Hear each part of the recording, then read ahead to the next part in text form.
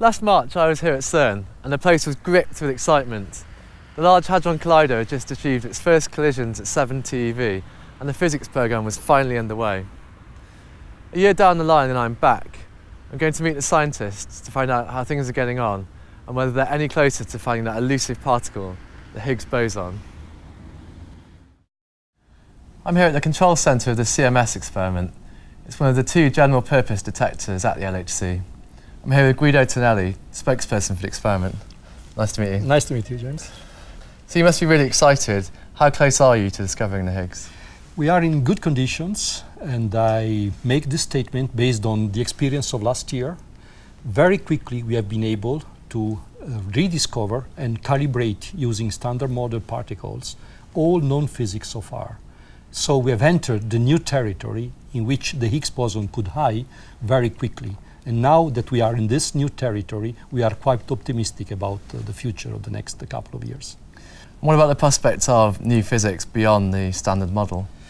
As I told you, the fact that we have been able very quickly to discover massive particles like the top that are well known, and now we are entering new territory, means that we are able, for example, if supersymmetric particles are a symmetry of that nature has chosen, we might be able to see them very quickly, even this year in 2011. Massive particles like SUSY in the region between a few hundred GeV up to 1.5 TeV, we might be able to discover in 2011 with 2011 data.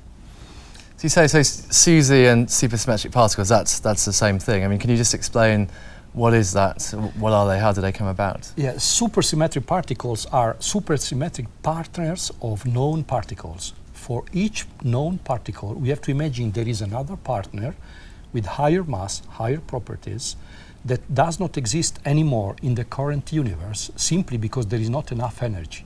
It was produced during the Big Bang in equal quantity.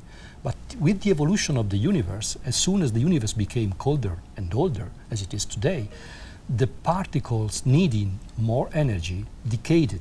And now we have normal matter apart the long-living stable neutralino, which is the lightest of the supersymmetric particles, and the gaseous neutralino will be the origin of dark matter, which keeps together the clusters of galaxies. So in terms of actual discoveries involving the Higgs and SUSY particles, I mean, by the end of 2012, when the LHC goes offline temporarily, are you confident that you will find these particles? Yeah, the Higgs will be the most challenging of the searches because the standard model Higgs is a very elusive particle.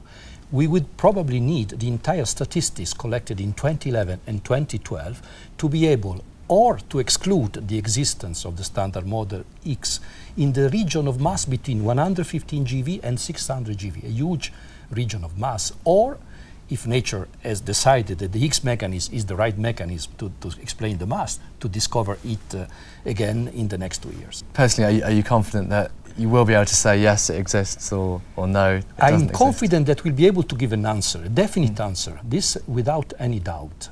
Clearly, this will depend, touching wood, on the good performance of the machine, the accelerator, and the good performance of the detector.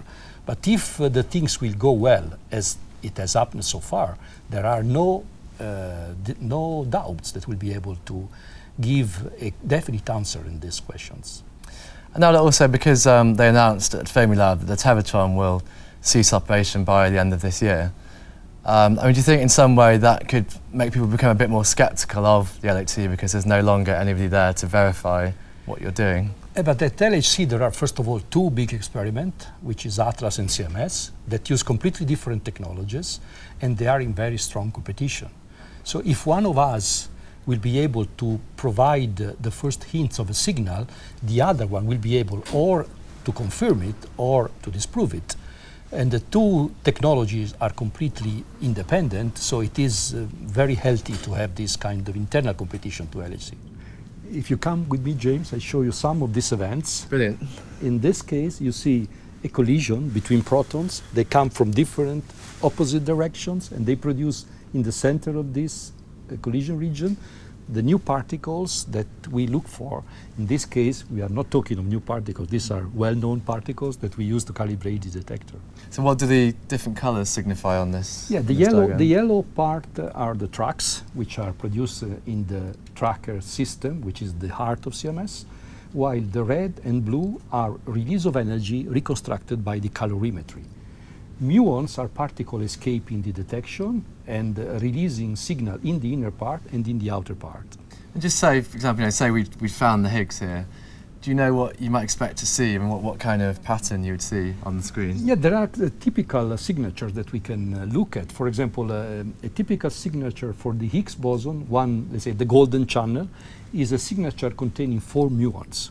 So we look for events in which we have 2 pairs of muons, each pair with a high invariant mass, 900 or 100 GeV, 90 or 100 GeV, and those could be candidates for the Higgs boson. Clearly candidates, we cannot give... So you're saying you'd need not just one, you'd need we lots need of the them. statistics, we need significance, we need we always have a background, we need to have an excess of events over an expected background. Millions? Or?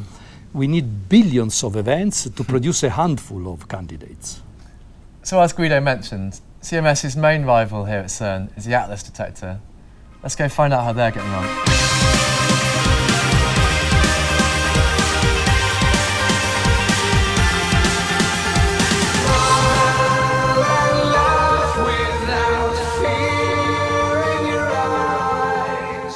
So I'm here with Pippa Wells, who works on the inner part of the Atlas detector.